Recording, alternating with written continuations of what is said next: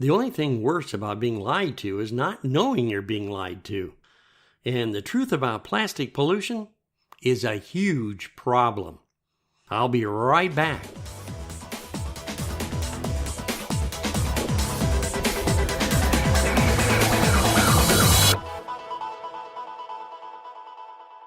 Hello, everybody. I'm William Lee, podcaster, podcast producer, and the founder of the Key Agency for Digital Marketing. It's great to have you on the show today.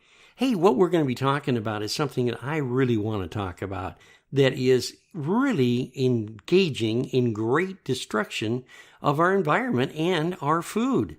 What am I talking about? I'm talking about recycling plastic and how we can save the earth by simply using common sense when buying plastic utensils, throwing away plastic, and simply not misusing plastic. You see, we've got a huge footstep right now in plastic in our environment, which is really not very good. And the problem is that wasteful consumers, the individuals that don't think about it, run to the grocery store, pick up the single-sheet plastic bags, they're so wonderful for groceries, whose lifetime is about 12 minutes in the national average. You come home, you take the groceries back out, what happens to those bags? Well, basically just thrown into the garbage. Now, recycling plastic is going to really help save the earth, there's no doubt about it. And they have discovered through science that there's a lot of uses for different types of plastic. But what's happening? Well, it's very, very simple. The efforts to, shall we say, undo this massive mess is really not being practiced at all. And it's incredible the recklessness of abuse of technology encouraging individuals to really start doing more recycling, but yet they're not solving the problem. You know, we have the recycling bins and you have to separate your garbage and all this. But yet it's not solving the problem at all. So what are we going to do and how are we going to do it? Because if you really stop and think about it, encouraging recycling never solved a problem, especially of massive production of single-use plastic that should have been avoided in the first place. Well, I look at a disturbing window of facts and figures that come on the internet, and a lot of them show that the hazards of plastic pollution is really growing out of control. Scientists have long recognized that plastic biodegradable degrade very, very slowly, if at all. And the most multiple threats to wildlife was simply by the factor that in some situations or scenarios, these plastic bags actually caused entanglement of animals. They are being consumed by animals. And more recent reports highlight the dangers proposed by the absorption of toxic chemicals in the water by the plastic odors of the plastic as it deteriorates. Now, what does this mean? When it gets into the water and after it starts decomposing just a little bit, the odor actually triggers some sea life into thinking that it is natural food which they digest. Plastic also accumulates up the food chain. Studies are now showing that we are likely ingesting ourselves actual toxins when we enjoy our seafood. If consumers are to blame, how is it possible that we could fail to react when studies report there will be more plastic than fish in the oceans by 2050? Now, if you think that I'm over-exaggerating, just Google it. Check out the internet. There are pictures and videos on the internet that show up to 5 miles of plastic, 5 miles long, 5 miles wide, that have drifted into the shorelines that have been dumped out into our ocean.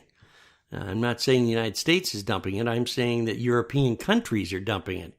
But let's not go down that rabbit hole. Let's get back to the situation of what we need to look at here in the good old USA. To understand that, I want you to jump with me into our Wayback Machine, and let's go back to 1950s. You can remember the big beverage companies like Coca-Cola, Anheuser-Busch, and Philip Morris, with several others, formed what was called a nonprofit called Keep America Beautiful. Now, its mission was to educate and encourage environment and stewardship in the public. Now, they joined with the American ad council to come out with public service announcements. And they were really good public service announcements. You can remember public service announcements like our old friend Smokey the Bear. And of course, we can all remember McGruff the crime dog. Remember when everybody wanted to fight the litter bug by simply putting a litter bag in their automobile, making sure that they circulated petitions talking about not throwing stuff out your car window, for instance, dumping garbage along the roadsides, or using, shall we say, the back 40 to dig a hole and put your garbage in? 2 decades later, you can remember the one I thought was always interesting to me, and that was the crying Indian. He would become hugely influential for the United States environmental movement. The camera would pan up and down the edge of the freeways and the riverbanks and things of that nature to just look at all the garbage that was being thrown out. And then they would give a close-up of the man's face, and you could see a tear forming and rolling down the man's cheek.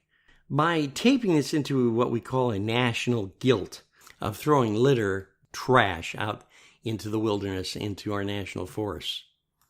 Now, just recently, the Ad Council put together a I Want to Recycle campaign. And this campaign urges consumers to imagine the reincarnation of, shampoo bottles, boxes, and other plastic recyclable materials to be remolded and put into products for the next generation. Now, these ad campaigns were very well done, of course. This was really a clever misdirection, which has led journalists and including social media for the campaigns to start what they called a greenwashing campaign. And it's helped shift the public focus of consumer recycling behavior to a whole new field called legislation that would increase and extend the producer's responsibility for waste management. So let's turn our Wayback Machine back to 1953 when Vermont passed a piece of legislation called the Beverage Container Law. Now, this outlawed all sale of beverages in non-refillable containers. The single-use packaging was just being developed, and manufacturers, they were so excited about how much higher the profits were going to be and the profit margins associated with selling these containers along with their products. Now, this opened the door for them because now they didn't have to worry about having to charge for the recycling and the cleaning and the reusing of these containers that they had used before. Now, in that year, Keep America was formed, Keep America Beautiful, and began working towards getting rid of such legislation.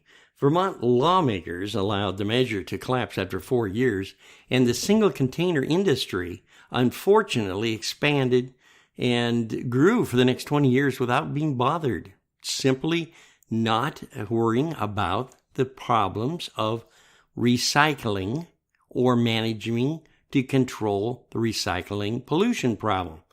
Now let's speed up. Let's go up to 1971. Let's head over to Oregon, where they reenacted the throwing of trash problem by becoming the first U.S. state to pass the bottle bill. Now, that required a 5-cent deposit on beverage containers, that when the consumer brought the bottle back, he would receive his deposit back. They discovered when they started doing studies, in the 10 states that actually enacted that law, that deposit on the bottle law, they found that, 60% of the containers were recovered. Now, here's what's very interesting to me. Remember that Keep America Beautiful campaign that had been started years sooner?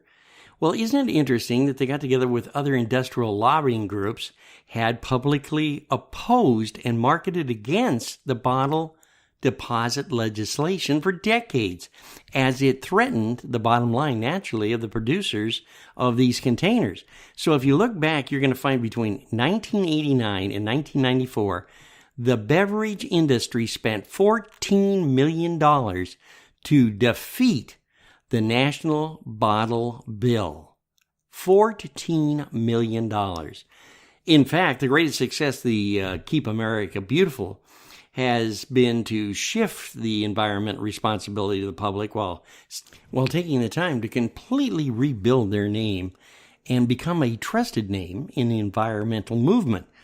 Now, here's what the psychological misdirection has been: built in public support for a legal framework that punishes people throwing stuff out the window with hefty fines. We're going to throw you in jail, while imposing almost no responsibility on the plastic manufacturers. Now, doesn't that sound interesting?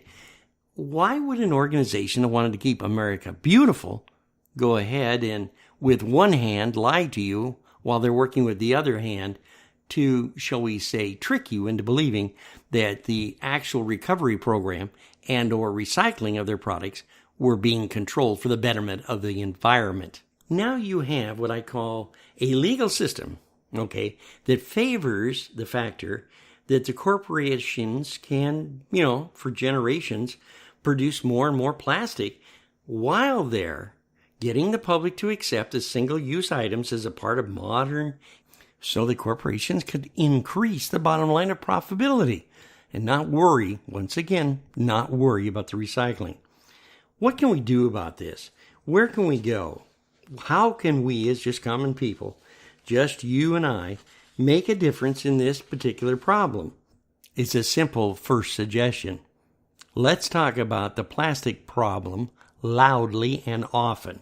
Let's start conversations with your people, friends, and churches, at home, family, friends, and call your local, federal, and state representatives and tell them we need different laws on the producers of plastic. We need to come up with recycling programs that are consumer easy to use, not profitable for the big corporations' bottom line. As you can tell in the news right now, restaurants, gas stations, and other people that had products that used plastic, and that's the different types of plastic containers, are now really tightening up. Styrofoam is being taken out of the fast food industry, one food chain at a time, and not being used, being replaced by cardboard, which will decompose and not be dangerous to our environment. We need to teach our kids the difference between environmentally safe products that are using plastic and those that are not safe and should not be used. The other thing that we should do is continue to work with industry and put the pressure on industry to develop products that are safer for our environment. There's a lot of things that we can do.